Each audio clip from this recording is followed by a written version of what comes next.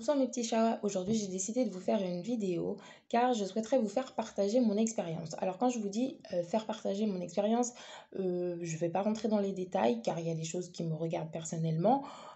En soi, je me suis dit que le sujet pouvait être intéressant parce que c'est vrai en tant que femme, parfois on se pose des questions, on s'interroge.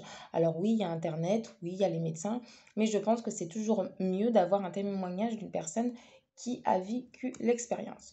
Donc moi, il y a quelques jours, pour ceux qui me suivent un petit peu sur Facebook, etc., je suis partie à l'hôpital car j'ai suivi une intervention pour me faire ligaturer les trompes. C'était quelque chose de prévu. C'était un rendez-vous qui avait été pris au préalable quelques mois avant. Donc voilà. Je ne dirai pas si ça s'est bien passé, si ça s'est pas bien passé. Tout ce que je sais, c'est qu'aujourd'hui, tout va bien. Encore un petit peu de repos et voilà, ça, tout ira comme des roulettes, on dira. Bref, je ne vais pas me perdre dans ce que j'ai à vous dire. Je voulais en fait, parce que voilà, c'est comme je vous l'expliquais, parfois on se pose des questions. Et là, je vais essayer de... Je me suis dit, voilà, quelles questions moi je me suis posée. Déjà, il faut savoir qu'il y a trois méthodes de ligature possibles.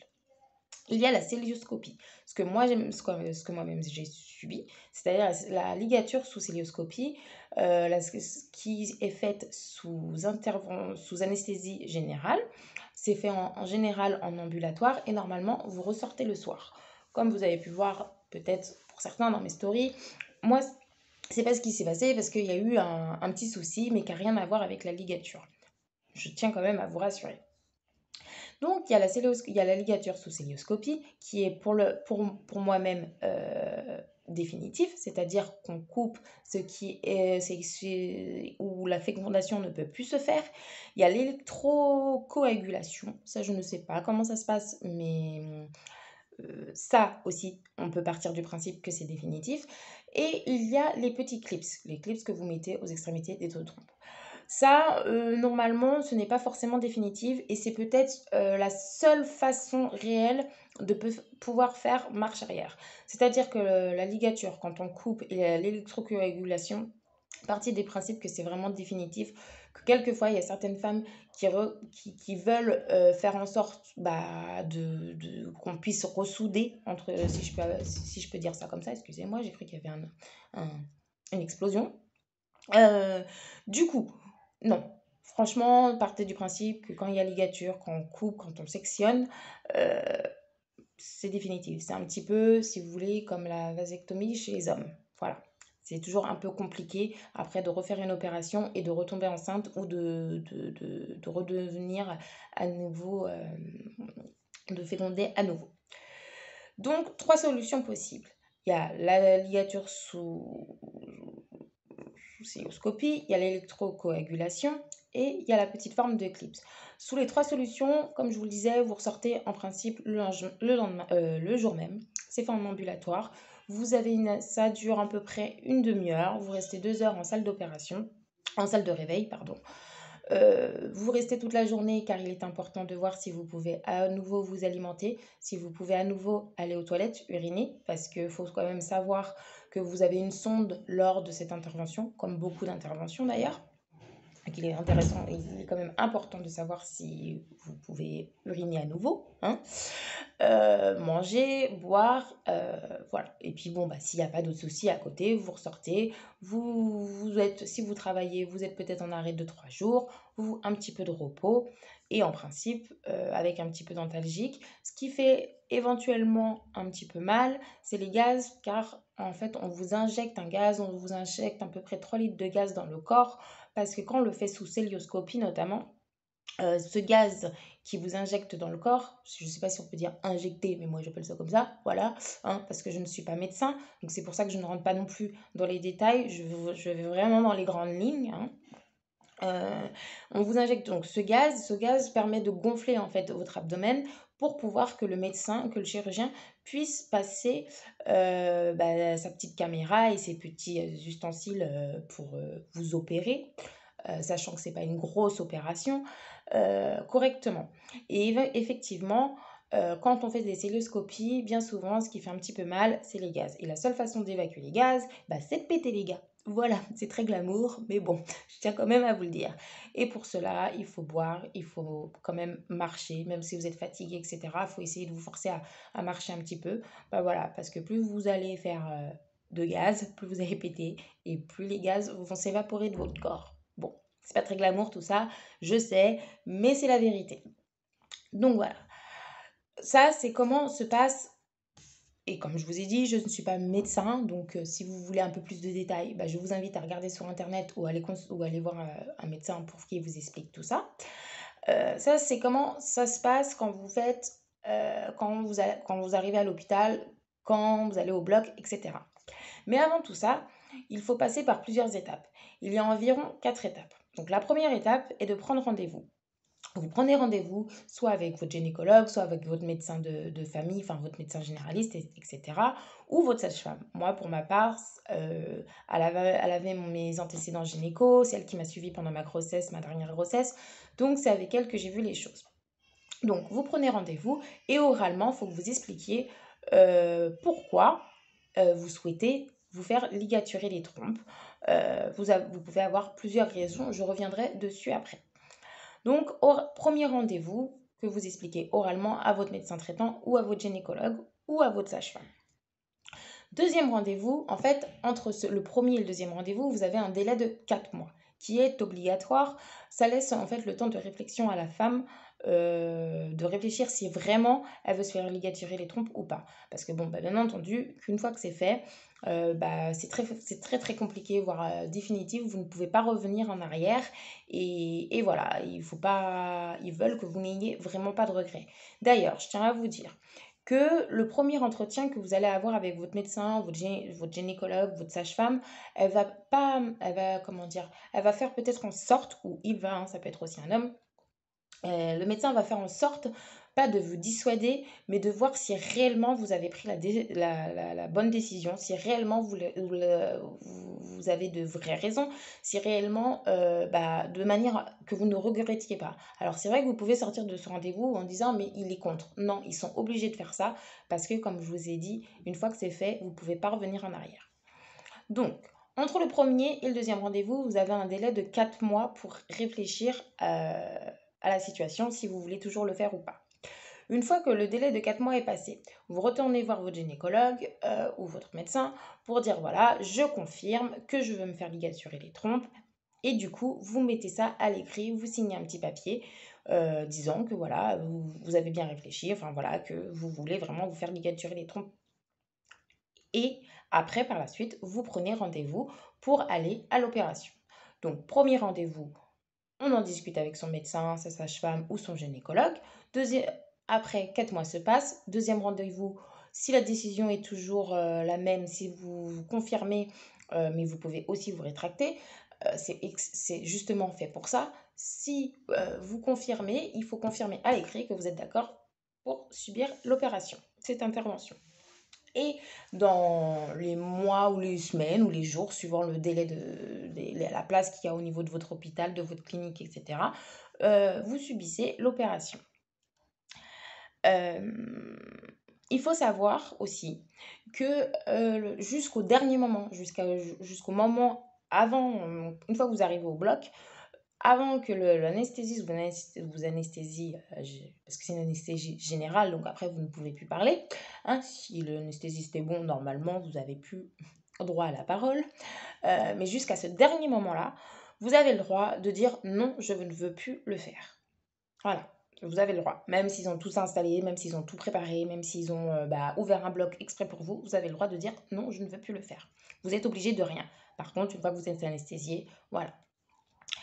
Alors, au niveau des douleurs, comme je vous l'ai dit, forcément, oui, le jour même, 2-3 jours après, vous avez des petites douleurs, mais vous sortez avec des antalgiques, avec ce qu'il faut pour vous soulager. Les douleurs les pires, c'est vraiment les gaz. Et encore,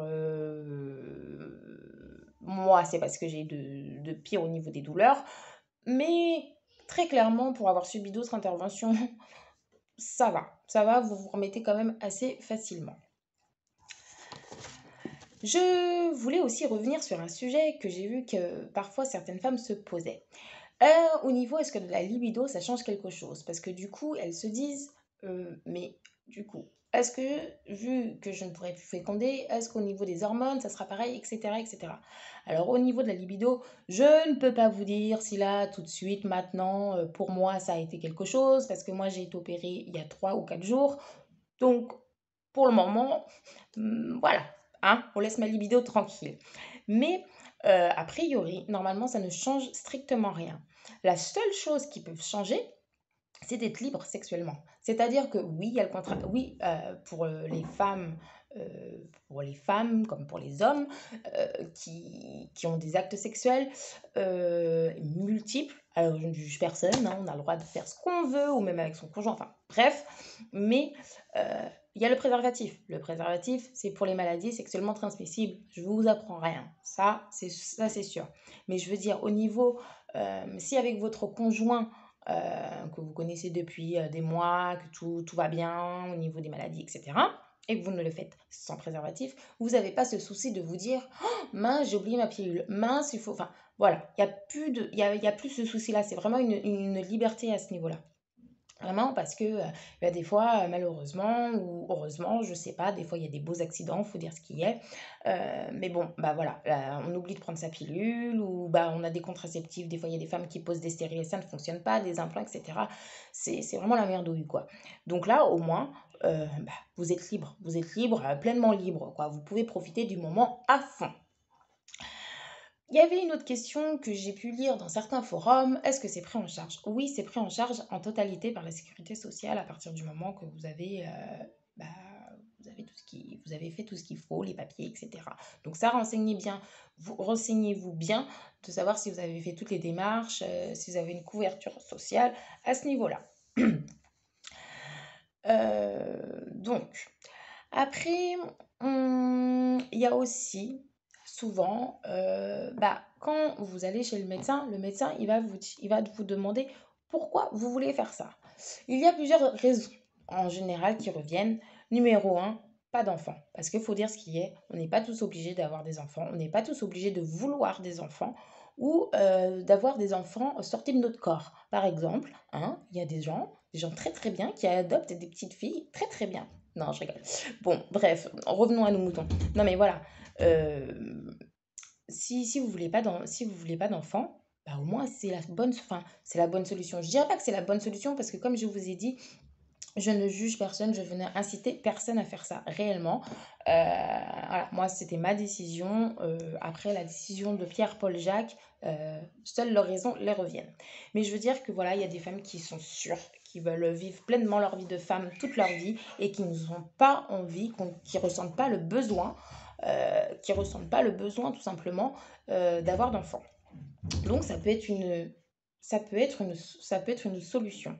La deuxième raison, il y a aussi les contraceptifs. Parce que certes, il y a certains contraceptifs, et voire des fois tous les contraceptifs, que ce soit la pilule, les implants, les stérilets, bah, les préservatifs qui craquent, machin, etc., qui ne fonctionnent pas. Parce que bah, voilà, les femmes grossissent, les femmes ont des pertes de poids, il y a même certaines pilules, parce qu'il y a des femmes qui sont décédées. Il faut savoir aussi, par exemple, moi je suis fumeuse euh, de tabac, je préfère vous le dire quand même.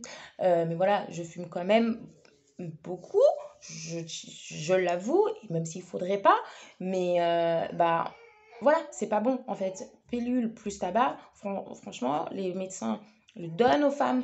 Mais je pense que vous êtes pas vous êtes pas sans savoir que ça peut provoquer des embolies pulmonaires, ça peut provoquer des infarctus, ça peut vraiment le combo des deux. Pilule plus tabac, ça fait franchement pas un bon mélange. Donc voilà, il y a des femmes aussi qui décident de se faire ligaturer les trompes parce qu'ils en ont marre qu'il n'y a aucun contraceptif qui fonctionne. Il y en a certaines qui prennent la pilule, qui arrivent en dépression, ils ne savent même pas pourquoi, qui prennent un poids énorme, qui vomissent, les stérilets qui ne fonctionnent pas. Enfin bon, voilà. Donc, si c'est la seule façon, si vous êtes sûr de ne plus vouloir d'enfant ou de ne pas vouloir d'enfant, bah, ça peut être une solution. Troisième solution, enfin, troisième raison aussi pourquoi on veut se faire ligaturer les trompes, parfois, ça peut être aussi une question de santé. Parce que, bah voilà, parce que par exemple, dans mon cas, moi j'ai eu et j'ai le droit d'avoir, enfin j'ai eu le droit. On m'a donné, pour moi c'est vraiment une chance, on m'a donné la chance d'avoir 4 beaux enfants, en plus 2 garçons, 2 filles, enfin que demander au peuple? Pour moi, voilà, j'ai tout ce qu'il me faut, je les ai eu au moment où pour moi il fallait, enfin bon, voilà. Donc déjà à partir de ce moment-là, je n'ai pas, pour moi je n'aurai pas de regrets. Et si vraiment un jour j'ai des regrets, bah, je ferai autrement, si vraiment je veux avoir un autre enfant. Mais pour l'instant, c'est pas du tout à l'ordre du jour. Bref, donc des fois ça peut être aimer, donc il y a ces raisons-là, mais moi je sais que je ne peux j'aurais pu tomber encore enceinte, mais ça aurait pu être dangereux pour moi. Et puis bah des fois il faut juste, comment dire, pour moi, pour le coup, je me dis: «Il faut mieux être là pour ces 4 enfants que vouloir un cinquième enfant et ne pas pouvoir être là». Voilà. Donc, pour toutes ces raisons-là, vous avez le droit d'aller voir un praticien et demander de vous faire ligaturer les trompes à partir du moment que vous avez 18 ans. Après, je vous le redis, il faut savoir que c'est pas si simple, que c'est pas si facile, que forcément, plus vous êtes jeune, si à 18 ans, vous allez voir quelqu'un et vous allez lui dire, voilà, c'est bon, moi, j'aurai jamais d'enfant de ma vie parce que coupez-moi tout, j'en veux pas, ça, non, j'en veux pas, c'est pas mon truc. Dites-vous bien que votre praticien fera quand même en sorte que vous réfléchissiez plus longuement. Si pour lui, il n'y a pas de problème de santé, pas de problème majeur à ça. Voilà. Après, la loi, c'est la loi. Personne, après, il vous suffit juste de changer de praticien et voilà, tout simplement. Mais ça paraît aussi, c'est une question de logique parce que bah, c'est pas anodin, c'est quelque chose de pas anodin, même si l'intervention n'est pas une grosse intervention en soi quand tout se passe bien. C'est pas quelque chose d'anodin parce que bah, un enfant, on parle d'enfant. Voilà, on parle pas d'un frigo qu'on n'aime pas et que finalement on peut le remettre au magasin. Non, une fois qu'on l'a remis au magasin, à la limite on peut en prendre un autre. Là, une fois que vos trompes sont coupées, c'est très compliqué pour faire demi-tour. Donc voilà. Donc moi, je vais pas m'attarder plus, mes petits chats. J'espère en tout cas que je me serai bien exprimée, que j'aurais pas dégagé un mauvais message, parce que comme je vous le dis, chacune est libre de faire ce qu'elle a envie de son corps, d'elle-même, voilà. Mais au moins, si j'ai pu vous aider, si j'ai pu vous rassurer sur certaines choses, si j'ai pu vous éclairer, et ben tant mieux. Si vous avez des questions, n'hésitez pas à me laisser des messages en commentaire. Si jamais les commentaires ne s'affichent pas, n'hésitez pas à me laisser des messages via Facebook, Instagram. Non, je vais pas laisser mon Snapchat, je n'y vais pas souvent. Donc voilà, je vous souhaite une bonne fin de week-end et je vous dis à bientôt sur ma chaîne YouTube.